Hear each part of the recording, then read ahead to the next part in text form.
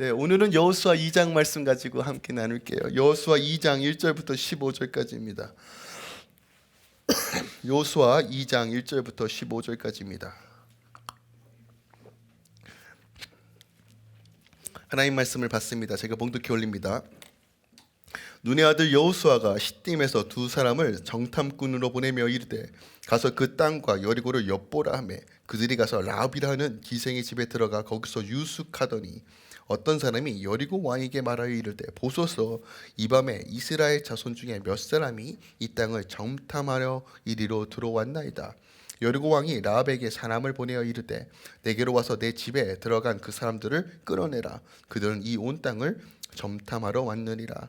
그 여인이 그 두 사람이 이미 숨긴지라 이르되 과연 그 사람들이 내게 왔었으나 그들이 어디에서 왔는지 나는 알지 못하였고 그 사람들이 어두워 성문을 닫을 때쯤 되어 나갔으니 어디로 갔는지 내가 알지 못하나 급히 따라가라. 그리하면 그들을 따라 잡으리라 하였으나 그가 이미 그들을 이끌고 지붕에 올라가서 그 지붕에 버려놓은 삼대에 숨겼더라. 그 사람들은 요단 나루터까지 그들을 쫓아갔고 그들은 뒤쫓는 자들이 나가자 곧 성문을 닫았더라. 또 그들이 눕기 전에 라합이 지붕에 올라가서 그들에게 이르러 말하되 여호와께서 이 땅을 너에게 주신 줄 내가 아노라. 우리가 너희를 심히 두려워하고 이 땅 주민들이 다 너희 앞에 간담이 농남이 이는 너희가 애굽에서 나올 때 여호와께서 너희 앞에서 홍해물을 마르게 하신 일과 너희가 요단 저쪽에 있는 아모리 사람의 두 왕 시혼과 옥에게 행한 일 곧 그들을 전멸시킨 일을 우리가 들었음이니라. 우리가 듣자 듣자 마음이 녹았고 너희로 말미암아 사람이 정신을 잃었나니 너희의 하나님 여호와는 위로는 하늘에서도 아래는 땅에서도 하나님이시리라. 그러므로 이제 청하노니 내가 너희를 선대하였은즉 너희도 내 아버지의 집을 선대하도록 여호와로 내게 맹세하고 내게 징표를 내라. 그리고 나의 부모와 나의 남녀 형제와 그들에게 속한 모든 사람을 살려주어 우리 목숨을 죽음에서 건져내라. 그 사람들이 그에게 이르되 내가 우리의 이 일을 누설하지 아니하면 우리의 목숨으로 너희를 대신할 것이요 여호와께서 우리에게 이 땅을 주실 때 인자하고 진실하게 너를 대우하리라. 라합이 그들을 창문에서 줄로 달아 내리니 그의 집이 성벽 위에 있으므로 그가 성벽 위에 거주하였음이라. 아멘. 하나님의 말씀입니다. 저는 오늘 이 말씀 갖고 이것이 믿음이다 라는 이 말씀 제목을 가지고 함께 나누기 원합니다. 뭐라고요? 이것이 믿음이다. 믿음이 뭘까요? 아주 중요한 대목입니다. 여호수아 2장 말씀은 어떻게 보면 핵심입니다. 이 핵심적인 말씀을 함께 나누기 원합니다. 여러분 혹시 그 어릴 적 혹은 최근에 상장 같은 거, 트로피 같은 거 받아보신 적 있으세요? 상장이나 트로피 있죠. 그거 집에 걸어두세요? 아니면 방구석에 처박아 두세요? 처박아 두세요. 제가 어느 집에 갔더니 아이가 받은 상장들을 다 이렇게 나열하고 이렇게 벽에 다 표창장 같은 거 붙여놓은 집이 있더라고요. 그거 왜 그렇게 할까요? 자랑스럽잖아요. 그래. 여러분, 우리 아들이 그죠? 자녀 자랑 부모의 기쁨이잖아요. 그죠? 그게 막 동네방네 현수막까지 걸면서 하는 사람도 있지만 그래도 집에 그냥 표창장 같은 거 하는 거 보면 그래도 부모의 낙이잖아요. 그죠? 여러분 운동선수의 꿈 중에 가장 큰 꿈이 무엇이냐고 대부분 물어보면 높은 연봉도 아니고 명예의 정당에 자신의 이름과 등번호가 딱 들어가는 것을 가장 선호한다라는 이야기가 있어요. 자신의 등번호, 자신의 이름이 어떤 자신이 속했던 그 구단의 명예의 정당에 오르는 것, 두고두고 역사를 통해서 자신을 기억하는 것만큼 명예로운 일이 없잖아요. 그죠? 성경에도요, 여러분, 이런 명예의 정당 같은 장이 있어요. 그게 바로 히브리서 11장 말씀이에요. 믿음의 계보, 믿음의 송배들. 믿음은 이런 거야. 하나님이 기뻐하시는, 세상을 압도하는 하나님의 유업과 기쁨을 분명하게 보여준 본보기적 믿음, 믿음의 본질을 가지고 있는 사람들은 이런 사람들이라고 막 나열해 되어 있어요. 그 중에 하나의 사람이 라합이라는 사람이에요. 오늘 이 여인 기생 라합이 당당하게 이름이 딱 하고 올라져 있어요. 그러면 그녀가 믿었던 믿음은 뭘까에 대해서 우리가 고민해 봐야 합니다. 왜요? 하나님께서 인정하시고 기뻐하시는 믿음이잖아요. 신앙에서 믿음은 굉장히 중요합니다. 여러분들이 인정하든 인정하지 않든 간에 우리는 어떤 믿음의 대상을 설정하고 그것을 왜 믿어야 하는지에 대한 근거와 이유를 우리 안에 찾아요. 어떤 사람은 돈이 나의 믿음의 대상이다라고 말하진 않지만 돈이 나를 구원해 줄 것 같은 믿음으로 사는 사람들이 있어요. 맞죠? 사람도 마찬가지예요. 인정도 마찬가지고 애정 결핍도 마찬가지고 다 마찬가지예요. 자신이 믿고자 하는 것을 설정하고 그것을 믿으려고 합니다. 근데 우리의 믿음의 대상이 누구이죠? 하나님입니다. 우리가 하나님을 왜 믿나요? 그가 우리의 구원자이심을 믿어요. 그러면 그 믿음의 본질과 속성과 그 믿음은 결국 무엇을 이야기하고 있는지에 대해서 우리가 분명하게 알아야 돼요. 우리는 믿음으로 구원받고 믿음으로 의롭게 되고 믿음으로 하나님의 자녀가 되고 믿음으로 복을 누리고 믿음으로 뉴랜드에 들어가고 믿음으로 하나님의 통치와 다스림 가운데 참된 안식을 누려요. 하나님의 나라는 죽어서만 가는 나라가 아니라 이 땅에서도 하나님의 나라를 믿음으로 누릴 수 있다라고 보여주고 있습니다. 그것이 바로 여호수아의 말씀이에요. 기생 라합의 믿음이 매우 귀한 이유는, 이 메시지가 굉장히 핵심적인 이유는 뭐냐면 기생 라합은 외인이었어요. 심판의 대상이었어요. 가나안 정복을 통해서 싹을 다 멸망되어야 할 대상이었다고요. 그런데 이 여인이 당당하게 하나님의 자녀가 되었어요. 그 수준이 아니라 명예의 정당에 들어가는 영광을 얻었어요. 그럼 우리는 봐야 돼요. 대체 뭐 때문에, 무엇이 이 여인을 하나님께서 인정하시는 믿음으로 생각하셨는가?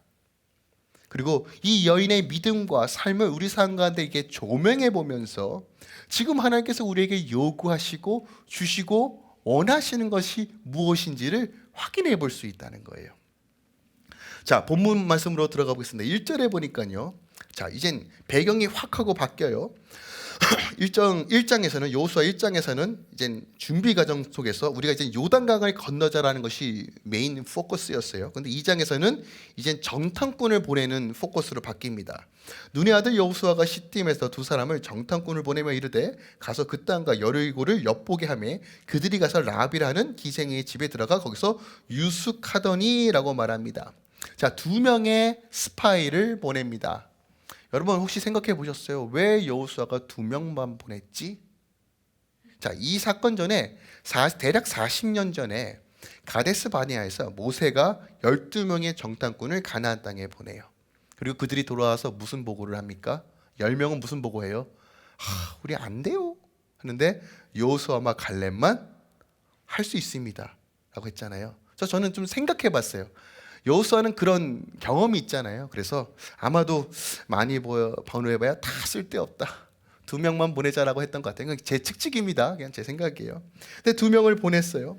그런데 당시 12명의 정탐꾼을 보냈던 이유는 하나님의 약속을 불신했던 백성들의 요청에 의해서 이루어진 건데, 지금은 여호수아가 하나님께서 하실 일들도 알아요. 믿음으로 바라봤어요. 그럼에도 불구하고 또 점검하는 거예요. 그러니까 여호수아의 성품이 나와요.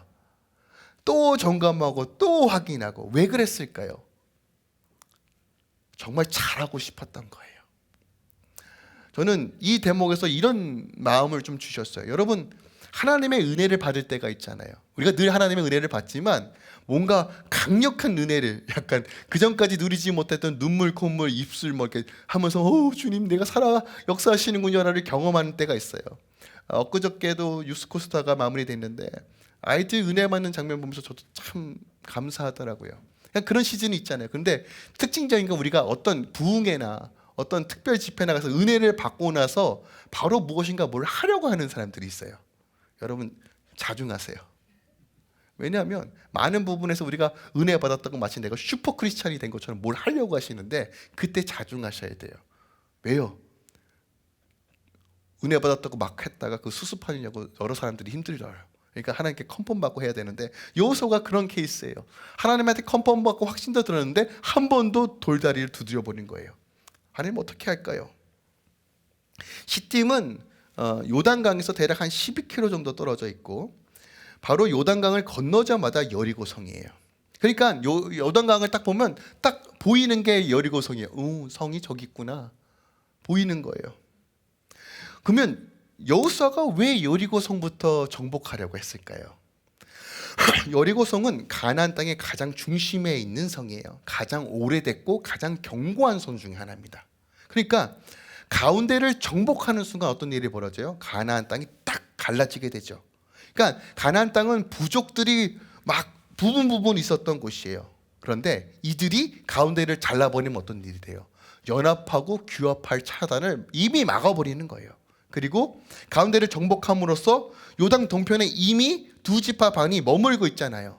배급도 받고 보급도 받고 전쟁에 유리하기 위해서 가운데부터 잘라낸 거예요. 근데 이 전쟁이 결코 쉽지 않음을 여호수아도 알고 있어요. 왜요?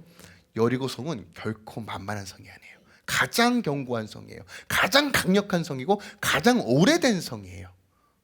그곳에 살고 있는 사람들도 그런 자부심이 있었고 가나안 백성 누구라면 여리고성이 얼마나 강력한지 알고 있었어요. 그럼에도 불구하고 여호수아는 그곳을 타겟으로 정합니다. 그리고 2명의 정탐꾼을 보내요. 근데 이 정탐꾼이 간 곳이 어디입니까? 기생 라합의 집이에요. 기생 어떤 의미가 드세요? 옛날에 조선시대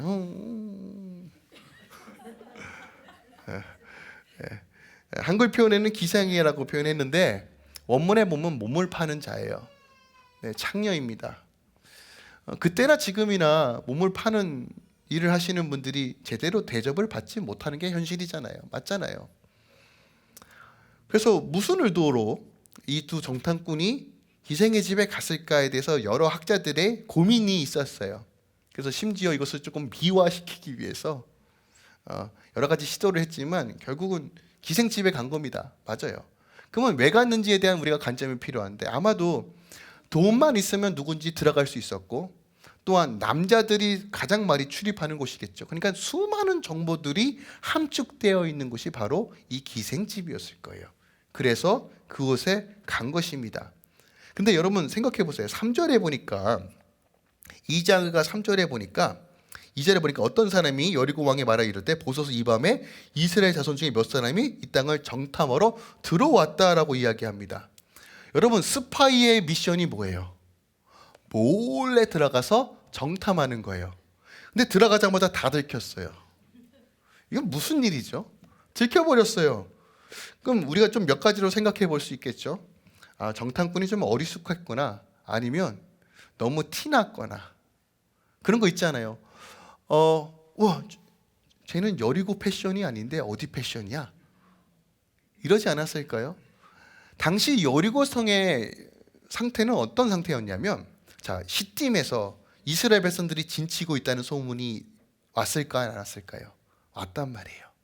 긴장한 거예요. 경계태세예요. 그러니까 서로를 감시하고 있었을 거예요. 그런데 조금만 달라붙어 저 우리 성사람 아닌데? 다 모든 눈이 보게 되니까 바로 발각이 된 거예요. 심지어 보세요. 어디에 있는지도 여리고 왕이 알아요. 정탐꾼이 몰래 들어왔다는 소식을 듣고 즉각적으로 왕이 사람을 보냅니다. 그리고 구체적으로 어디에 있는지도 알고 군사를 보내요. 그리고 찾아옵니다. 라합의 집에 찾아와서 뭐라고 얘기하냐? 그 사람을 끌어내라. 내가 여기 있는 거 다 알고 왔다 라고 합니다.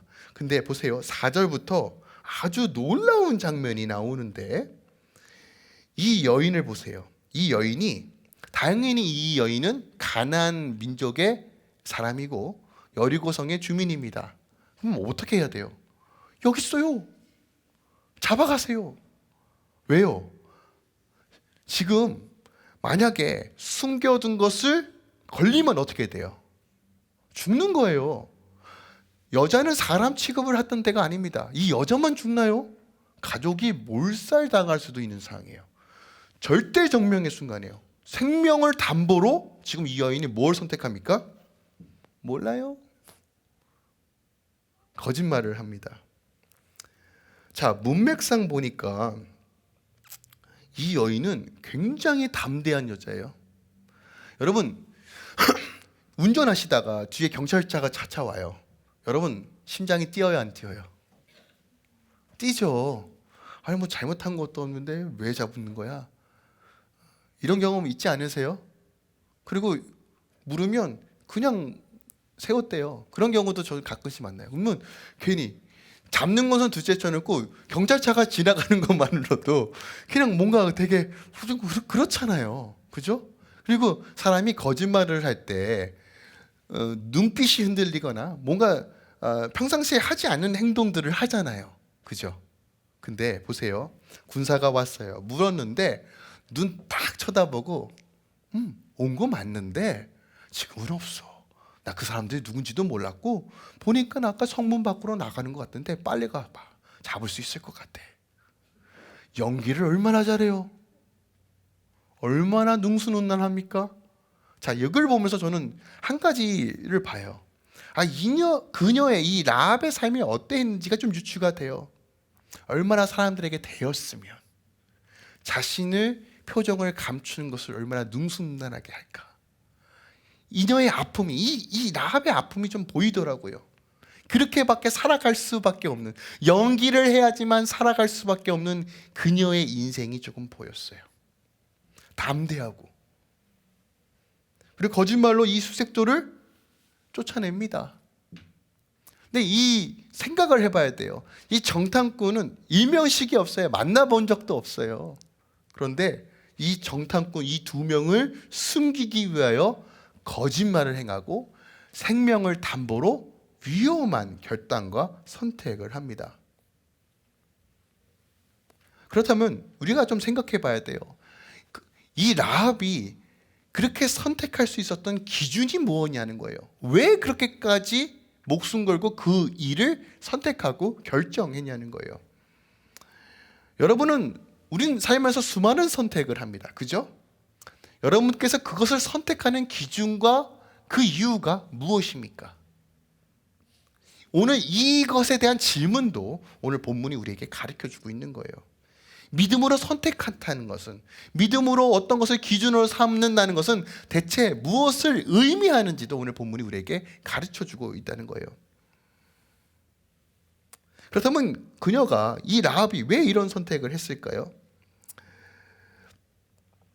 저는 이 장면을 통해서 어떤 생각이 드냐면,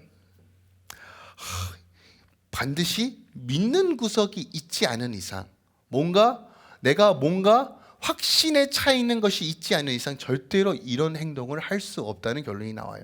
그죠? 우리가 다 그렇잖아요. 뭔가 미신쩍고 뭔가 불안전하면 안전한 것을 선택하지 굳이 위험한 리스크를 선택하지 않습니다. 그죠? 생명을 담보로 한다면요. 그렇다면 그녀가 대체 무엇을 믿었는지에 대해서 우리는 분명하게 볼 수 있어야 된다는 거예요. 당시 이 여인의 상황을 좀 생각해 봅시다. 가나안 땅에서도 아마도 가장 낮고 낮은 사람이었을 거예요. 아마 라합보다 더 비참한, 천박한 사람 대접을 받지 못했던 인물도 없을 거예요. 자, 그녀를 찾아가는 사람들의 대부분이 뭐예요? 자신의 욕망과 욕정을 채우기 위하여 그녀를 찾아가지, 인격적으로 수고했네, 애썼네, 이렇게 따뜻한 말 한마디 주려고 찾아오는 사람은 없었다는 거예요. 그러니까 그녀의 모든 삶이 그러했다는 것이에요.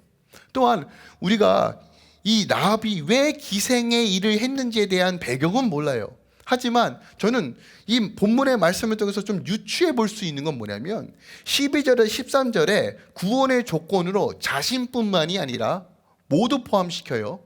가족, 형제, 자매뿐만 아니라 그에 속하였던 모든 사람들을 이야기합니다. 자, 여기서 우리가 유추해서 볼 수 있는 것은, 어떻게 보면 이 여인은 가정을 책임져야 할 그 사명이 있는 여자였구나라는 것을 우리가 좀 유추해 볼 수 있어요.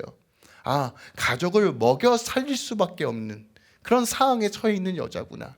어떻게 보면 어쩔 수 없이 당시 여자들이 어떤 돈을 벌고 직업을 갖는다는 것은 결코 쉬운 일이 아닙니다. 어떻게 보면 몸을 파는 일을 할 수밖에 없는 상황에 처했어요. 왜요? 가족을 부양하거나 혹은 그 이상으로 어떤 것을 책임져야 할 책임이 있었다는 것을 우리가 좀 유추해 볼 수 있어요. 이건 좀 개인적인 생각입니다. 그런데 중요한 것은요, 그녀의 아픔이 어떠하든, 그녀의 배경이 어떠하든, 그녀가 지금 어떤 삶을 살아왔든 성경은 이 여인이 보여준 대담함과 선택과 결단과 분별을 통해서 우리가 뉴랜드를 정복하고 소유할 수 있는 믿음이 무엇인지, 삶의 기준이 무엇인지를 분명하게 보여준다는 거예요.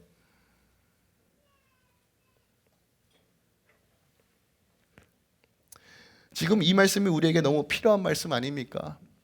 하나님께서 여러분 삶 가운데 하나님의 나라에 복된 삶을 주시기 원하십니다. 환경 때문에 이루어지는 삶이 아니라, 내 애씀과 내 노력으로 이루어지는 삶이 아니라 그가 예비하시고 준비해 주시는, 어그러지고 깨져 있는 이 세상 속에서 마지막 때 하나님 나라를 바라보며 그의 나라를 사모하며 준비하며 나아가며 하나님과 동행하는 삶을 구현할 수 있는 그 나라, 그 뉴랜드를 하나님께서 주시기 원하시는데 그 나라에 어떻게 들어가는가, 그 믿음은 무엇인가, 그 기준이 무엇인가, 이거 우리에게 너무 필요한 말씀 아닙니까?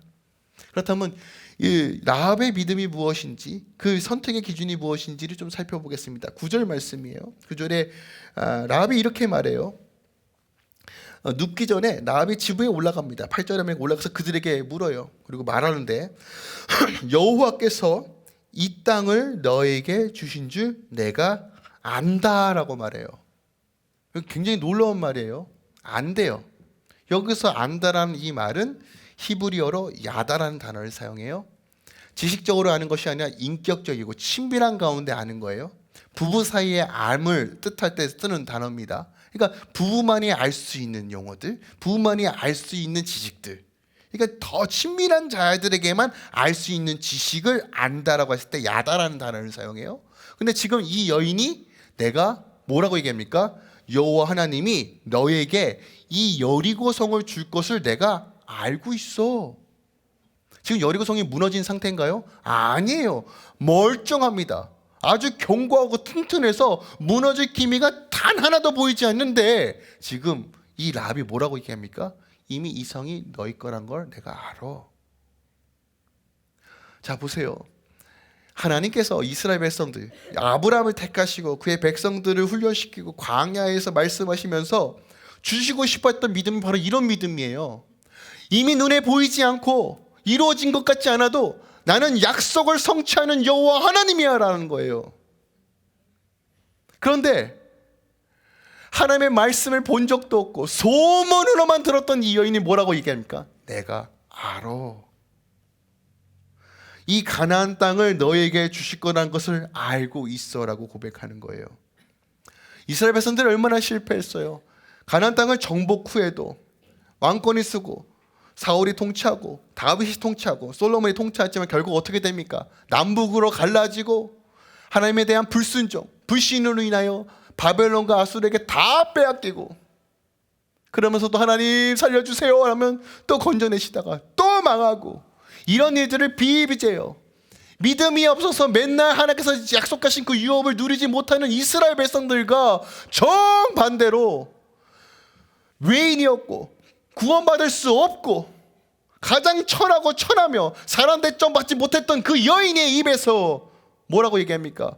여호와 하나님이 이 성을 너희에게 준 것을 내가 알고 있다라고 하는 거예요. 우리가 이 세상을 살아가면서 반드시 알아야 할 암이 있고, 수많은 지식을 가지고 있어도 내 삶에 쓸데없는 암이 있어요. 아무것도 몰라도 단 하나만 알아도 생명과 진리로 인도하는 암이 있고, 각종 지식으로 충만해도 내 인생에 1도 도움되지 않는 암이 있어요. 당시 가나안 땅은 제약의 소굴입니다. 바알과 아세라에게 부유와 번영을 위해서 집단 성행위가 행해졌고, 음란이 팽배했고, 돌리워족은 다 깨어졌고, 내가 돈 벌기 위해서 자녀를 제물로 바치고 죽이는 그런 것이 비일비재한 땅이 가나안 땅이었어요. 이 여인은 태어나고 자라고 보고 배운 것들이 다 그런 것들이었단 말이에요. 어쩔 수 없는 상황과 환경, 살기 위해 기생이란 직업을 선택할 수밖에 없는 현실, 그런 세상 속에서도 불가항력적으로 생명을 유지하기 위해 택하지 말아야 할 인생과 직업을 선택하고 살았지만, 이젠 여호와 하나님에 대한 그 소식을 듣고 뭐라고 말합니까?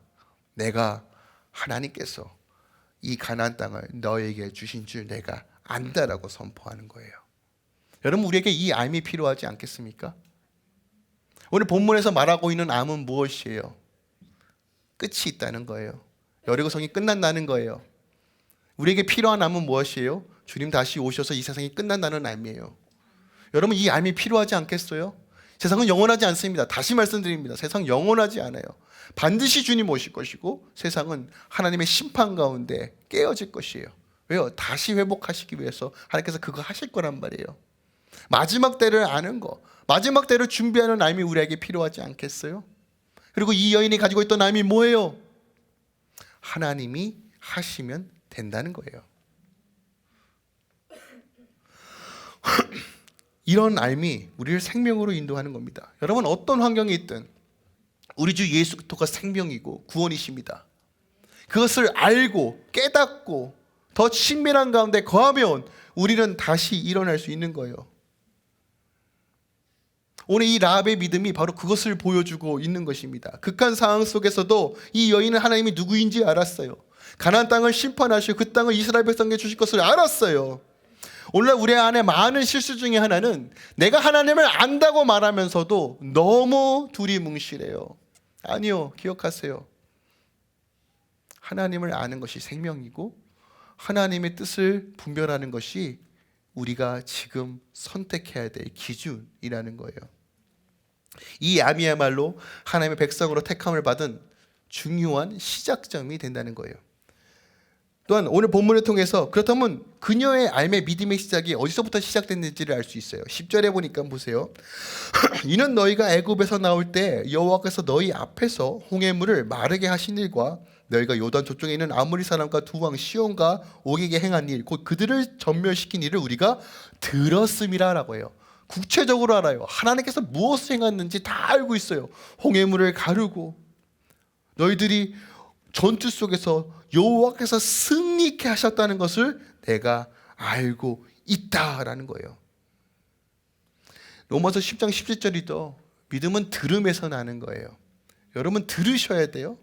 근데 중요한 것은 듣긴 듣는데 여러분의 지적인 욕망을 위해서, 지적인 그 갈망을 위해서 듣는 게 아니라요, 생명의 말씀을 내 안에 새기고 묵상하고 먹고 소화시키는 들음으로 가야 돼요. 제가 늘 말씀드리지만 여러분 유튜브 보고 안 보고 제가 강의할 건 아니지만 여러분 자유지만 그 유튜브가 여러분의 생명으로 인도하는 게 아니라고요. 많은 지식이 여러분을 구원으로 인도하는 것이 아닐 수 있어요. 하나님을 아는 것, 주의 말씀께서 나에게 무엇을 말씀하고 있는지를 성경의 음성에 귀 기울이는 것, 한 구절이라도 말씀을 보고 묵상하고 하나님의 뜻을 구하는 것, 이것이 바로 우리에게 필요한 들음이라는 것이에요.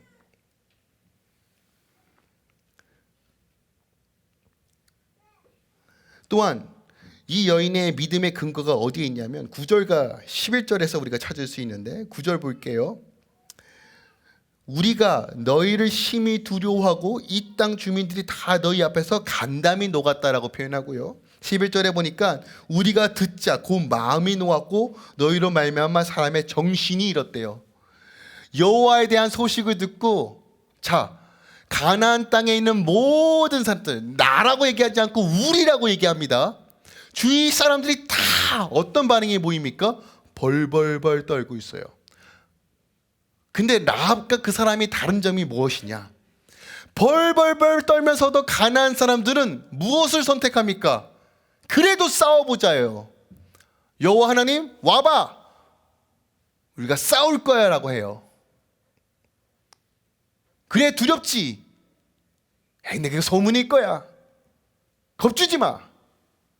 절대 안 무너져. 라합은 그 소식을 듣고 뭐라고 이야기합니까? 반응하는 거예요.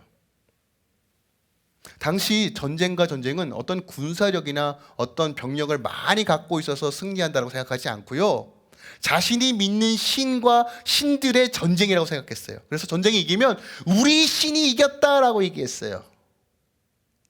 근데 지금 라합이 다른 가나안 백성과 여리고 성의 백성들은 두렵고 떨리고 정신이 혼미한데도 정신 못 차리고 그래도 싸우자라고 선택했지만, 라합은 뭐예요?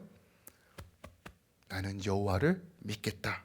그게 11절에 나와요. 보세요. 11절에 뭐라고 얘기하면, 너희 하나님 여호와는 위로는 하늘에서도 아래는 땅에서도 하나님이시다라고 얘기해요. 그녀가 보고 자란 건 뭐예요? 다신론이에요. 바알과 아세라, 음란하고 무참한 세상의 이치와 세상의 땅것들을 향하여 욕망을 표출하는 우상 천지들 속에서 지금 이 라합이 뭐라고 고백합니까? 하늘에서도 하나님뿐이고 땅에서도 하나님뿐이다. 오직 여호와 하나님이 유일한 하나님이다라고 표현하는 거예요. 여러분을 구원해 줄 것은 여러분의 돈이 아닙니다. 여러분을 구원해 줄 것은 여러분의 건강이 아닙니다. 여러분을 구원하고 생명으로 인도하는 것은 오직 여호와 하나님 한 분뿐이십니다. 지금 이것을 보여주고 있는 거예요. 히브리서 11장 31절 믿음장에서 이렇게 표현합니다. 믿음으로 기생 라합은 정탐꾼을 평안히 영접하였으므로 해요. 평안히 영접하였으므로. 이것을 원어적으로 어떻게 표현하냐면, 극진히 대접하고 황대하였다. 목숨을 고 온 정성을 다하여 대접하였다는 거예요. 그러니까 지금 라합이 이런 선택을 할 수밖에 없는 이유, 거짓말을 해서라도 두 스파이를 살렸던 이유, 목숨을 걸었던 이유가 뭐예요? 여호와 하나님을 믿겠다라고 결단하고 영접했기 때문에 그래요. 예수 믿는 삶의 모습이 무엇인지를 보여주는 거예요. 여러분의 선택의 기준이 무엇입니까? 기억하세요. 하나님에 대한 소문은 가나안 땅 모든 백성들 다 들었어요. 그런데 누구만 반응하는 거예요? 라합만 반응하는 거예요. 여러분 삶 가운데 하나님의 일하심이 보이십니까? 하나님은요, 말씀을 통해서도 우리에게 계시해 주시고 자연을 통해서도 계시해 주시고 여러분의 사람과 지인과 가족을 통해서도 계속 말씀하세요. 이 코로나를 통해서도 말씀하시고 당신이 누구인지 계속 말씀하고 계시다는 거예요. 그런데 그것이 보여도, 여러분이 복음을 들어도 반응하지 않고 하나님께 결단하지 않고 영접하지 않고 믿음으로 반응하지 않으면 오늘 가나안 백성, 여리고 성의 백성들처럼 망하는 거예요. 또 누가 있습니까? 오늘 11장 32절에 보니까 순종하지 아니하는 자와 함께 멸망하지 아니하였다는 거예요. 그러니까 라합은 순종했다는 거예요. 그럼 순종하지 않은 자가 또 누가 있어요? 1세대 이스라엘 백성들이에요. 그들이 순종하지 않으므로 어디에서 다 죽었습니까? 광야에서 죽었어요. 지금 새로운 시대가 열리고 유대인들을 하나님께서 허락해 주시는데 우리는 여전히 1세대적인 신앙을 가지고 내가 예전에 뭐 했는데, 내가 교회를 몇 개를 세웠는데, 여러분 그거 중요하지 않다고요. 지금 내가 믿음으로 하나님께 반응하고 있는가? 그 하나님의 일하심을 보고 있는가? 나는 영접하고 순종하고 있는가? 이거 우리에게 묻고 계시는 거예요. 그래야지만 뉴랜드가 보이고 누리고 성취되고 하나님의 참된 안식으로 마지막 때를 견디고 나아갈 수 있다는 거예요. 로마서 1장 19절 이하에 보면 하나님께서 말씀하세요. 우리가 하나님을 알 수 있는 것을 다 보여주셨대요. 창세전부터 그가 보이지 않는 것들, 그 영원하신 능력과 신성이 그가 만드신 만물 안에 분명히 보여서 핑계댈 게 없대요. 하나님은 지금도 계속 계시하고 계세요. 우리에게 말씀하고 계세요. 당신이 누구신지, 창조주 하나님, 전능하신 하나님, 유일한 구원자이신 하나님께서 우리에게 말씀하고 계시는데 우리가 듣지 않고 순종하지 않고 반응하지 않으니까 하나님께서 주신 그 예비하신 것을 누리지 못하는 거예요. 여러분, 여러분의 환경 탓이 아닙니다. 상황 탓이 아니에요. 여러분의 돈이 있고 없고가 아닙니다. 나학 같은 믿음을 보시는 거예요. 그러면 돼요. 그러면 되는 겁니다. 바울이 뭐라고 얘기합니까? 빌립보서 3장 8절 9절에 모든 것을 해로 여김은 내 주 그리스도 예수를 아는 지식이 가장 고상하기 때문이다. 나머지 다 배설물과 같다라고 얘기해요. 여러분, 생명으로 인도하는 알미 있다고 말씀드렸어요. 무엇입니까? 예수 그리스도예요. 예수 그리스도를 아는 것이 전부입니다.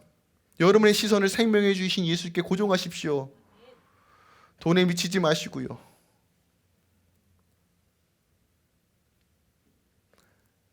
바둥바둥. 여러분 한번 생각해 보세요. 여리고 성이 간담이 높고 서늘한 본질적인 이유가 뭘까요? 자기 것을 잃을까 봐 두려운 거예요. 맞잖아요.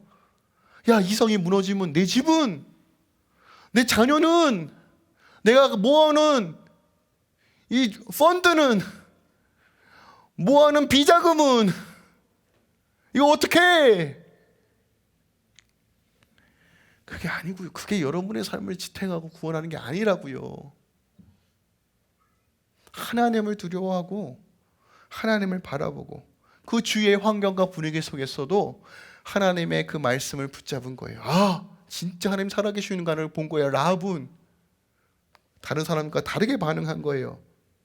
그리고 12절에 보니까 그녀의 믿음의 본질이 뭔지 보입니다. 12절에 보니까 이제 청하노니 내가 너를 선대하였은즉 너희도 내 아버지 집을 선대하도록 하라라고 말합니다.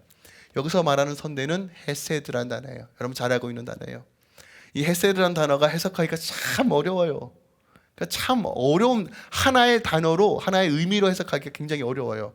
한 예로요, 대한민국 사람들이 가지고 있는 단어 중에 하나가 한이라는 단어가 있어요. 한마는 이 한. 이 한을 뭐라고 좀 여러분 번역하시겠어요? 슬픔? 아픔? 애통함? 비장함? 저 사람 노래하는데 한이 있네. 무슨 의미예요? 좀 어렵죠? 그냥 표현하기 좀 어렵잖아요.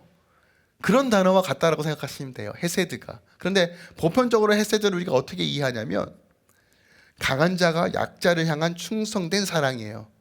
그러니까 말 자체가 논리적으로 맞지 않아요. 강한 자가 왜 약한 자에게 충성해요? 약한 자가 강한 자에게 충성하지. 근데 강한 자가 약한 자를 향해 충성하고 또 사랑한대요. 이게 하나님이에요. 근데 라합이 이걸 한 거예요. 왜요? 목숨 걸고 뒤 두 스파이 지킨 거예요. 내가 하나님을 믿기에 선대한 거예요. 그리고 그 선대한 대로 나도 선대해 주세요 하고 초청하는 거예요. 이것을 야고보서 2장 25절 이렇게 표현합니다. 또 이와 같이 기생 라합이 사자를 접대하여 다른 길로 나가게 할 때에 행함으로, 보세요, 행함으로 의롭다 하심을 받은 것이 아니냐라고 하는 거예요. 자, 여러분, 믿는다는 건 행하는 거예요. 예수 믿는다는 건 행하는 거예요. 예수 믿으면서도 내 마음의 상처는 어쩔 수 없는 거야, 죄송해요, 그러시면 큰일 나요. 행하셔야 돼요. 용서라고 하면 용서하는 거고 사랑하라고 하면 사랑하는 거예요. 안 돼도 하는 겁니다. 힘들어도 하는 겁니다. 풀어내는 거예요. 그 주의 도우심을 구하는 거예요. 원수 지어서 뭐가 좋아요? 마음 상한 채 내는 외로운 남자 이렇게 사는 게 뭐가 좋아요? 그죠? 풀어내시고 하나님의 도우심을 구하고 화평케 하는 자, 온유케 하는 자, 이게 하나님께서 주시는 복 아닙니까? 여러분 생각해 보세요. 우린 적어도 이 여인보다는 훨씬 좋은 환경과 상황 속에 살지 않습니까, 여러분? 그죠? 라합보다는 좀 괜찮은 삶 살지 않아요? 하지 않아요? 그래도 먹고 살만 하잖아요, 그죠? 여러분 괜찮잖아요. 비록 기생으로 세상에 손가락질 당하는 삶을 살았지만 여러분, 바른 믿음, 바른 선택, 바른 결단으로 내리는 바른 행함을 통해서 이 여인이 어디에 들어가는지 아십니까? 예수님의 족보에 들어가요. 마태복음 1장에 보면요, 예수님의 족보가 계속 나야 되는데 그곳에 딱 라합의 이름이 딱 기록되어 있어요.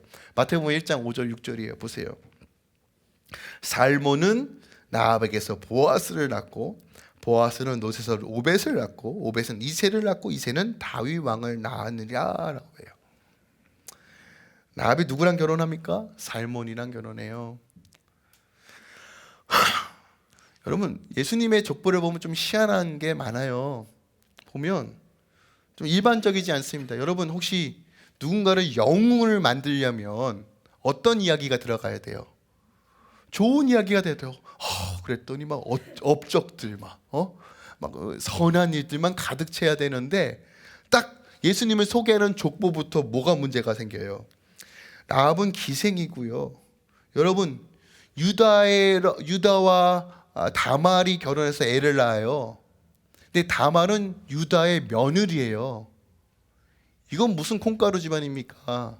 그리고 보세요. 오늘 6절만 보더라도 다윗은 우리아의 아내에서 솔로몬을 낳았대요. 지 아내도 아니고 우리아의 아내를 통해서 솔로몬을 낳았대요. 이건 완전 풍지박살입니다. 이런 일들이 비일비재요. 범죄자, 알코올 중독자부터 시작해가지고 기생부터 시작해가지고 별의별 족보가 예수님의 족보에 다 들어가 있어요. 근데 이런 걸 왜 기록할까요? 이 족보가 주는 의미가 무엇일까요? 하나예요. 하나님께서 쓰시면 쓰지 못할 사람 없고, 하나님께서 작정하시면 구원하지 못할 사람이 없다는 거예요. 여러분, 나보다 다 괜찮은 사람들이잖아요. 맞죠? 아닌가요? 여러분, 어떤 상황 가운데 있으세요? 어떤 환경 가운데 있으세요? 하나님이 하시면 되는 거예요. 근데 하나님, 우리의 믿음을 요청하세요. 너 정말 날 믿니? 너 정말 날 신뢰하니? 그거 보지 마. 너 자녀 때문에 걱정하지. 내 앞에 와서 엎드리고 나를 구하고 나아가. 내가 풀어줄 거야. 믿음으로 인내하면 내가 해결해 줄 거야. 우리가 십자가를 바라볼 때 과거가 어떠하든, 아픔이 어떠하든, 어떤 상처를 가졌든, 어떤 형편과 처지에 있든 하나님께서 반드시 구원해 주셔서 나를 뉴랜드로 인도해 주신다는 그 믿음만 있다면 우린 다시 일어날 수 있다는 거예요. 오늘 주님께서 우리에게 묻고 계십니다. 우리의 인생이 라합보다 더 괜찮은 사람이라고 생각할 수 있지만, 하나님 보시기에 우리가 라합보다 나을 것이 전혀 없는 이유는 우리가 라합 같은 믿음이 없기 때문에 그래요. 오늘 14절에 보세요. 뭐라고 얘기하냐면, 그 사람들이 그에게 이르되, 라합에게 말하는 거예요. 내가 우리의 일을 누설하지 아니하면 우리의 목숨으로 너희를 대신할 것이오라고 해요. 누설하지 아니하면 무슨 말이에요? 인내하고 기다리라는 거예요. 믿음으로. 그럼 뭐 한다고요? 우리의 목숨으로 너희를 대신할 것이요. 우리의 목숨 대신하여 십자가 지신 분 누구예요? 예수님이잖아요. 주님께서 감당하셨어요. 여러분의 저주의 끈과 아픔과 고통 다 감당하셨어요. 예수 바라보면 되는 거예요. 예수 바라보고 믿음으로 바라보면 소망으로 나아갈 수 있는 거예요. 이것이 전부예요. 이것이 우리가 알아야 될 아미인 거예요. 여러분에게 다시 한번 도전을 줍니다. 하나님께서 뉴랜드를 향해 나아가라고 말씀하세요. 여러분, 믿음으로 일어서세요. 믿음으로 함께 기도해요. 믿음으로 반드시 회복되실 하나님을 바라봅시다. 할렐루야.